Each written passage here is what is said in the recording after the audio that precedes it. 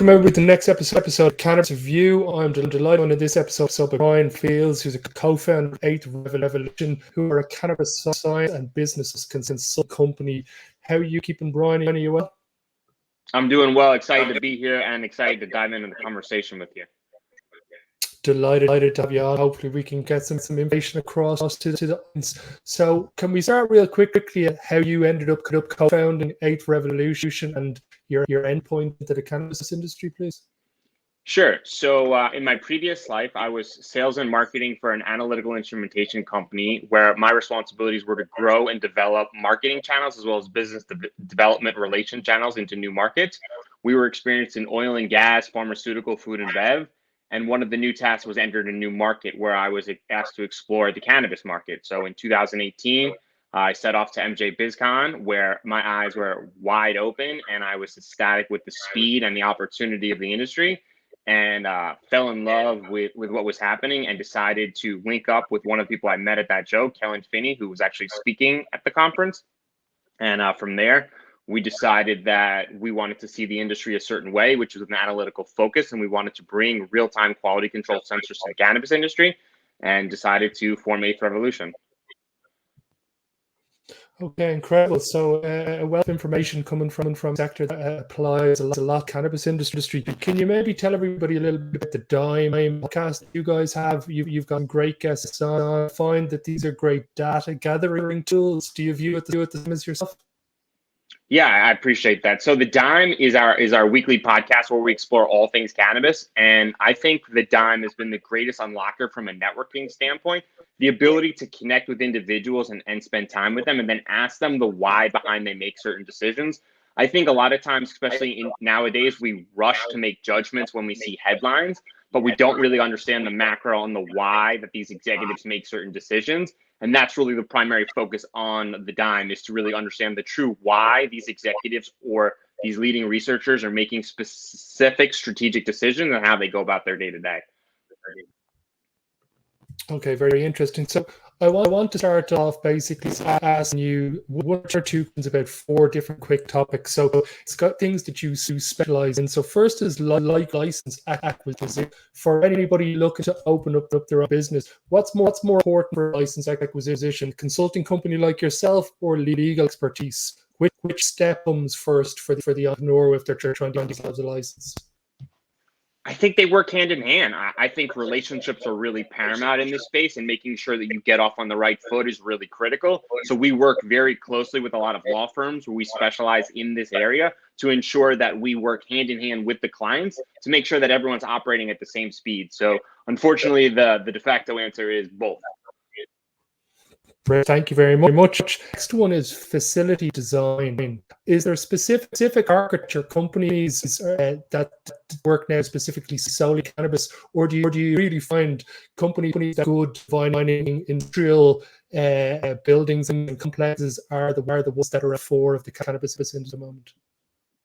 I couldn't really hear the end of that, but I can make some assumptions on the true direction of the facility design. And what we found is that certain layouts and procedures help with the optimization of the flow of the process. And just putting those necessary steps in line allows for the operator to not have to go backwards and to take, let's say, reverse steps that are more costly and expensive, which could set back a facility, a large amount of money if they're looking to take certain steps, let's say like CGMP, or to do other profit maximization in the future.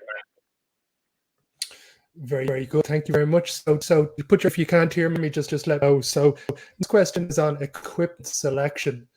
Now, is this something, if you were setting up a company as an entrepreneur, would you specifically hire some expertise in the field working with cannabis, or is it any, let's say, engineer or a highly intelligent individual could move over, understand pretty quickly what the equipment is involved? I'm sorry, I couldn't make that one out. So let me just get this again. So for equipment selection, is in expertise required in choosing equipment, or is it something an entrepreneur could learn through research? That's a great question. I think an entrepreneur can figure it out through their own. I think one of the things that's specially for us is that my partner Kellen Finney's got extensive background in the various different extraction space. So he's understanding the variables on what is the end product, and then likes to work back through exactly what the client is looking to create. So I think it is possible that an entrepreneur can get their hands dirty and do it themselves. But again, selecting equipment is necessary earlier on, and making steps like CGMP might be overlooked. Or if let's say the end goal is differently from what you're expecting to produce, you want to make sure that the beginning steps align with that end goal. Brilliant. And the last one in this topic is optimization process. It's one of those big hurdles that a lot of the companies come across. Again, is this something that in-house talent can be obtained, or is it always going to outside expertise is the better and superior option in that process? I mean, that's a great question. That really depends on the operator. I think the most important thing that we found is that data is king, and understanding which variables are controlling that optimization parameters and allowing insights into real time in order to maximize your profit is really the driven goal. So if you're not really understanding which variables are influencing your output, it's really going to be hard in order to lock down that optimization. What we've seen is a big margin compression. Everyone's talking about a race to the bottom. And instead of figuring out, hey, let's raise our prices and push it back on the consumer, another way to approach that is to look inwards and to figure out what are our COGS and where can we make influences to really drive down our internal costs so that we can maximize our profit and therefore optimization of our process. Brilliant. Thank you. I think it's going to be a lot of information for young entrepreneurs there, just in that little section. Section I wanted to move on to now is the most interesting sector of cannabis. Now, as we know, technology advancing rapidly every year. Where do you see is going to be the most interesting sector of cannabis now, today, and in 5 years' time? Wow, at 5 years' time is really hard to tell, especially with the industry and the way it's operating now. I think it's going to be technology again. I think people are going to take an inwards focus. They're going to adopt outside industry technology. Process analytical technology is one that, obviously, with my background, I'm pretty confident it's going to move to the space. It's in pharmaceutical, it's in oil and gas, it's in food and beverage. It's exactly the type of equipment that will help consistency in product line across state by state, so that when you do grab a product in New York, it's very similar or not close or exactly the same as the one in California. Very good. Do you see biotechnology overtaking a large chunk of the cannabis industry once these biotechnology companies have gotten their cell lines and their large quantities that they can manufacture to a specific price point and an exact yield, like vape pens, edibles, creams, tinctures, oils, potentially come from the biotechnology, so bigger harvests, more frequent harvests, the price point going to be a lot lower. Do you see that end up at that scenario end up? Do you think new methods of extraction are going to be able to keep up with the biotechnology sector? It remains to be seen. I wouldn't feel confident speaking on that. That is outside of my expertise. That would really lead into my partner, Kellen Finney, or who could expand on those. But I don't know. It sounds like it's possible. But again, in this space, though speed and everything is moving, it's really challenging to recognize, what is possible, what is really going to happen in the short and near term. Yeah, very much agreed. What is the most exciting thing over the next 12 to 8 months you look for seeing in your territory in the cannabis industry? I'm excited to see how New York rolls out their cannabis market. It's a big ask what they're doing, and it's a big challenge. And a lot of the MSOs have shown some frustration. And we're interested to seeing if it's possible to what they are able to achieve. I know some people have casted their doubts, and I think one of the things that fascinates me most is that we're going to get a live case study on exactly what is possible and what is not when opening up a massive market and limiting certainly entrants coming in, and how they plan on rolling out that market in the next 8 to 12 months. Interesting. Do you see mergers and acquisitions being a big part over the next 12 to 18 months, or will it only be when federal legalization happens that you'll start to see M&A activity ramp? I think over the next 8 to 12 months, you might see some mergers and acquisitions, but more of the distressed assets. I expect to see some of the smaller operators maybe pass through and get acquired for pretty cheap multiples. I expect that to be the case. But again, with the capital markets operating the way they are, I think people will be a little more hesitant to deploy. And my understanding is that a lot of these larger companies will look inwards from an optimization standpoint in order to hone in on their internal efforts. so that when the markets do move in the other direction, they're ready to scale faster again, but they've really honed in on the internal infrastructure. But it wouldn't surprise me if we saw outside industry titans continue to try to migrate in. Obviously, the word on the street right now is big tobacco, and everyone's kind of yes or no, depending on how your strategy is and if it's good or if it's bad. It remains to be seen on how that works, but some may think it's pretty disruptive, and others may think it's a pretty opening invitation from the joint. Interesting. And do you think the current selection of MSO in America are going to be the dominant forces in a few years' time, or has the most successful cannabis company in America still yet? Ooh, that one's a good one. Give me a second to think about that.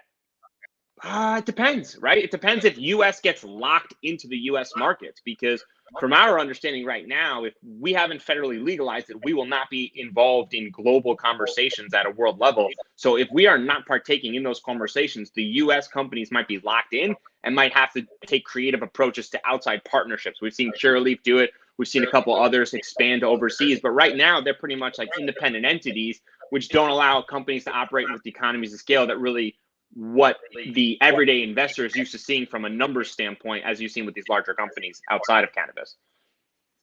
Yeah, we've seen some of the MSOs take an interest in Europe already. Truliev's acquisition of 420 Pharma being one of the latest to happen.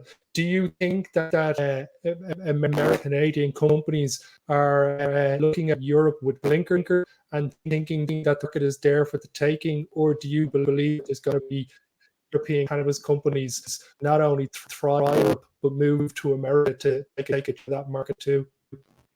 So for the companies that we've spoken with directly on those questions, they think there's a ton of meat in the bone still here in America. With major markets still not opening up and limited to capital, they're looking internally right now on states like Florida and Texas, Alabama, North Carolina, potentially Pennsylvania and Maryland in the next 2 years. So I think they're looking internally right now with an eye on the future, but they're pretty confident that there is a lot of meat on the bone internally. And then I think they look for a global landscape.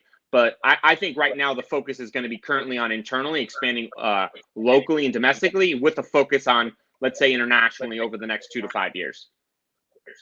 Interesting. If you had $100 to put on MSO stock, where'd you be throwing your money in?